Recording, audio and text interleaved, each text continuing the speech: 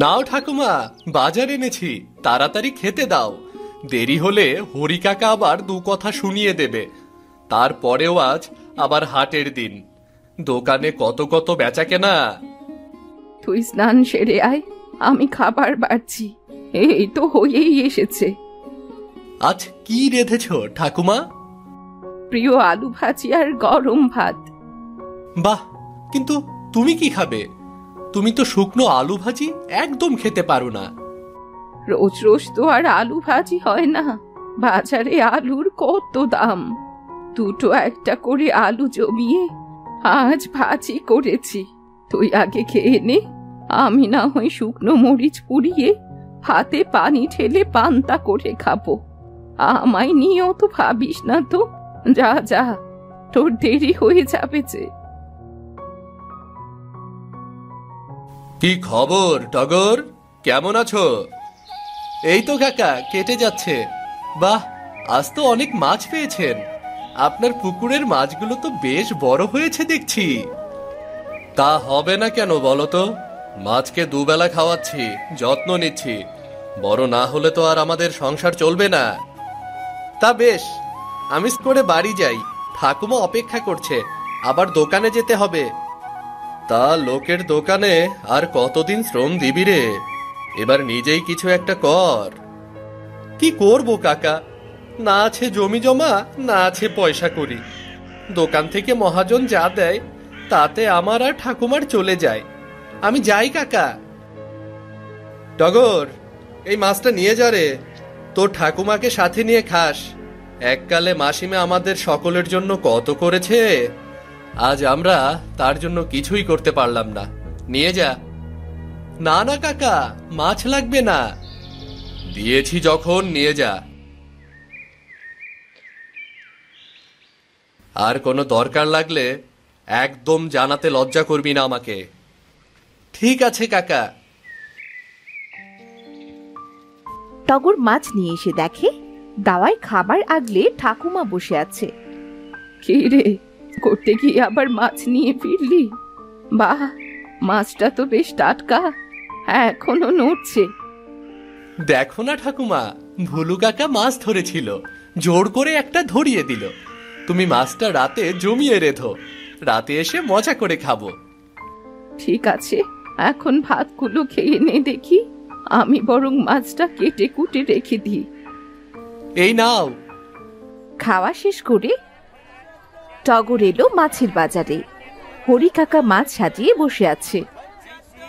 এই তোর আসার সময় হলো টগর, কত করে তোকে বলি হাটের দিন একদম দেরি করবি না, তা তো আমার কথা তোর কানেই যায় না। এই তো এলাম কাকা, সবে হাট বসতে শুরু করেছে। বাহ, কত মাছ এসেছে, এত বড় বড় ইলিশ মাছ। বর্ষার ইলিশ তো বড় হবেই রে পাগলা। এই হাটের সবচেয়ে বড় ইলিশ আজ আমার দোকানে।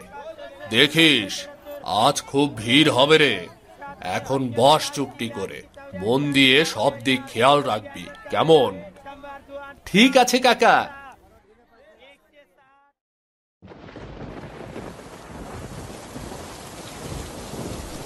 এলি দাদু ভাই, আহা, বৃষ্টিতে তো ভিজে কাপ ভেজা হয়ে এসেছিস।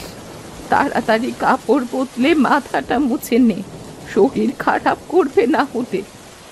আর বলো না ঠাকুমা, বর্ষা শুরু হতেই এমন বৃষ্টি শুরু হয়েছে, থামার কোনো নামই নেই।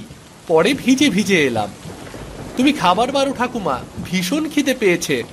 সারাদিন দোকানে এত ভিড় ছিল, পানি ছাড়া পেটে কিচ্ছুটি পড়েনি।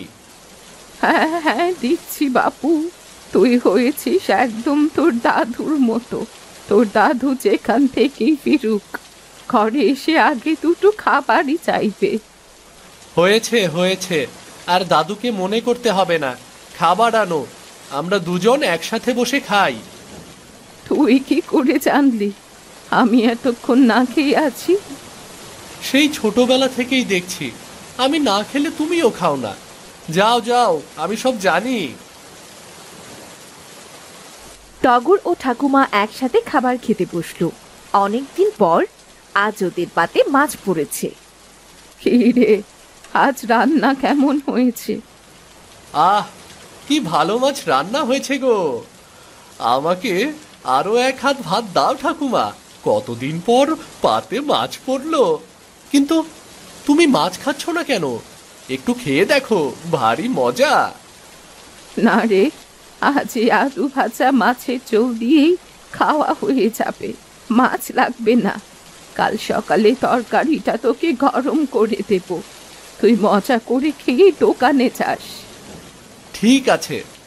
জানো ঠাকুমা, হরি কাকার দোকানে রোজ কত কত মাছ আসে। এমন সব মাছ আমি তো কতগুলোর নামও জানি না। হ্যাঁ রে টগর, বর্ষা তো এসে গেছে, বাজারে বড় ইলিশ পাওয়া যায়। ঠিক আছে। জানো ঠাকুমা, হরি কাকার দোকানে রোজ কত কত মাছ আসে। এমন সব মাছ আমি তো কতগুলোর নামও জানি না। ও, তা দাম কেমন রে বড় ইলিশের? মাছের চেয়েও মাছের দাম বড় গো ঠাকুমা। আচ্ছা, সকলে এত দাম দিয়ে ইলিশ মাছ কেন কেনে? ইলিশ মাছ খেতে কি খুব মজা? মাংসের চেয়েও কি মজা? হ্যাঁ রে, ইলিশ খেতে ভারী মজা। জানিস না নাকি, মাছের রাজা ইলিশ। তোর দাদু নিয়ে আসতো ইলিশ, ইলিশ ভাপা, ইলিশ ভাজা, ইলিশ পাতুরি, কত কিছু রাখতে হতো তখন।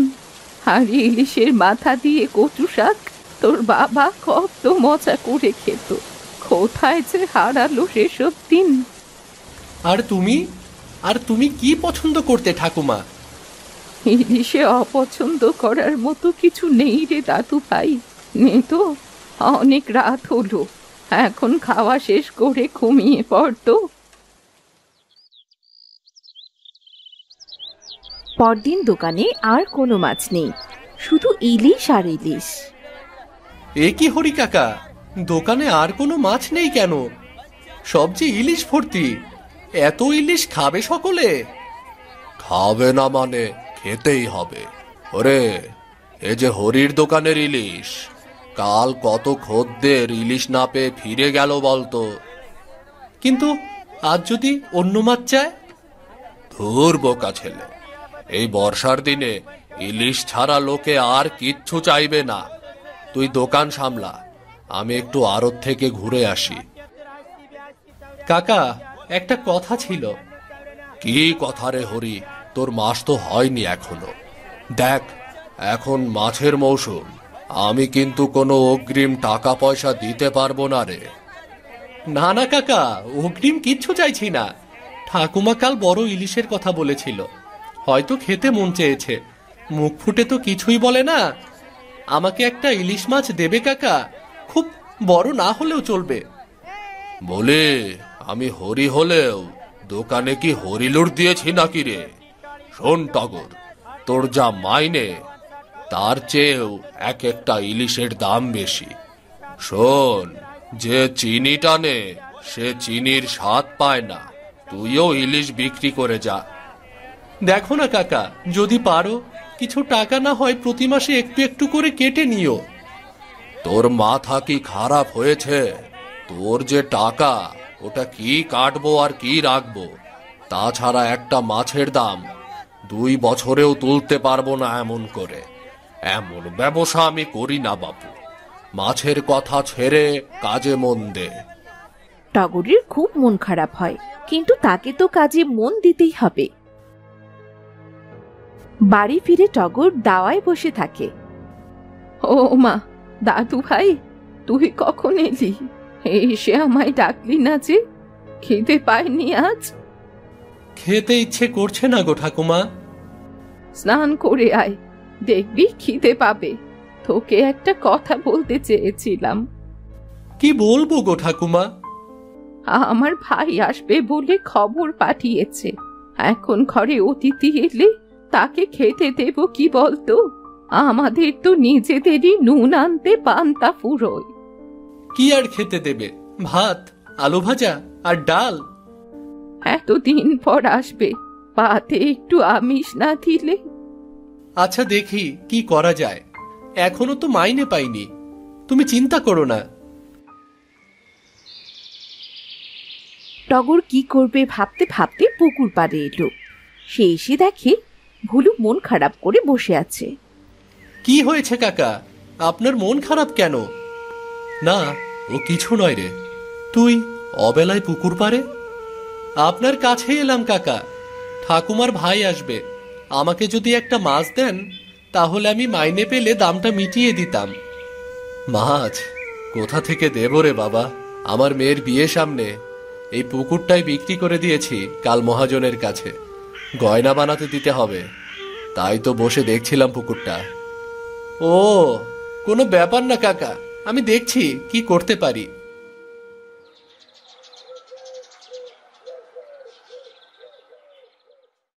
মাছের চিন্তায় সেদিন টগরের ঘুম হলো না। সে সকালে বাজারের থলে হাতে ঘরে এলো। কটা আলু এনেছি ঠাকুমা, তুমি ভাত আর আলু ভাজি করো। বাজারের সব দিকে শুধু ইলিশ আর ইলিশ। এত দামি মাছ কেনার স্বাদ থাকলেও আমার সাধ্য নেই। আমি চলি গো, দোকানে দেরি হয়ে যাবে। দুটো মুখে তো দিয়ে যা। না গো ঠাকুমা, আমি দুপুরে খেতে আসবো, দাদু ভাইয়ের সাথে দেখাও হয়ে যাবে। ওদিকে ঠাকুমার ভাই এলো এক মস্ত বড় ইলিশ হাতে নিয়ে। খোকে দে, খোকে দে। ভাই এসেছিস, আয় আয় বস। কতদিন পর তোকে দেখলাম বলতো, এতদিন আসিসনি কেন? তুমিও তো যাও না দিদি, মা বাবা নেই, কিন্তু আমি তো আছি। বাড়িতে গেলে কি তোমার কোনো অযত্ন হতো বলো? না রে ভাই, আসলে টগরটা দোকানে যায়, ও রান্না বান্না বাড়ির দেখাশোনা করে আর সময় হয় না রে। তুই বস তো। সে বুঝবো, তবে তুমি এই ইলিশটা জমিয়ে রাধো তো দিদি। কতদিন তোমার হাতের ইলিশ খাইনি আমি। মনে আছে দিদি, আগে আমরা মজা করে ইলিশ ভাপা আর আলু ভাজা দিয়ে ভাত খেতাম। সেই দিন কি আর ভোলা যায় রে ভাই? তুই অপেক্ষা কর, আমি এক্ষুনি ইলিশ ভাপিয়ে আনছি। ঠাকুমা খুব মন দিয়ে রান্না করে। টগরও বাড়িতে আসে। দাদু ভাই কেমন আছো? এখন আর থাকা, তা তোর সব খবর ভালো তো? এই তো চলছে। সব গল্প পরে হবে, আগে এসো তো। গরম ভাত, আলু ভাজা আর ইলিশ খাও সকলে। তুইও বস না দিদি, ছোটবেলার মতো একসাথে আলু ভাজা আর ইলিশ খাই। ছোটবেলাকে ফেরাবো বলেই তো ইলিশ নিয়ে এলাম। ঠাকুমা আলু ভাজি পছন্দ করে। হ্যাঁ রে টগর, আগে তো প্রতিদিন দিদির জন্য আলু ভাজি করত। আলু ভাজি ছাড়া অন্য কিছুই খেত না। কিন্তু ঠাকুমা যে বলে আলু ভাজি শুকনো, খেতে ইচ্ছে করে না, তার মানে সবটুকু আলু ভাজি আমাকে খাওয়াবে বলেই বলে না কিছু? হয়েছে হয়েছে, তোকে আর মানে খুঁজতে হবে না। বাহ, ইলিশের কি ঘ্রাণ! আহ, আলু ভাজি আর ইলিশ খেতে এত মজা! কতদিন পর তৃপ্তি করে খেলাম। দাদু তুমি থাকো, আমি দোকানে যাই, নয়তো হরি কাকা রাগ করবে। এখনই চলে যাবি? একটু জিরিয়ে নে। না গো ঠাকুমা, তুমি তো হরি কাকাকে জানো না। তোর আর অন্যের দোকানে কাজ করতে হবে না টগর। তোর ঠাকুমার সম্পত্তির এই টাকাগুলো আমি তোর জন্য এনেছি। তুই একটা মুদি দোকান দিয়ে ব্যবসা কর। তোর জীবন তো পড়ে আছে, এভাবে আর কতদিন চলবে? কিন্তু ভাই, আমার সব তো আমি তোকেই দিয়েছি। তুমি আর টগর কষ্টে থাকলে আমার ভালো লাগে না দিদি। তার চেয়ে টগরটা নিজের পায়ে দাঁড়াক। তোমরা ভালো থাকো, আমাকে যেতে হবে, নয়তো শেষ বাসটা পাবো না। তাই বলে আজই চলে যাবে? চলে যাব, কিন্তু আসবো না তা তো বলিনি। তুই দোকান দিয়ে গুছিয়ে নে, বর্ষার শেষে আবার আসবো, তখন তুই তোর রোজগারের টাকায় আমাদের ভাই বোনকে ইলিশ আর আলু ভাজি খাওয়াতে পারবি, বুঝলি? ঠিক আছে দাদু ভাই, তাই হবে। আমরা তোমার আসার অপেক্ষায় থাকবো।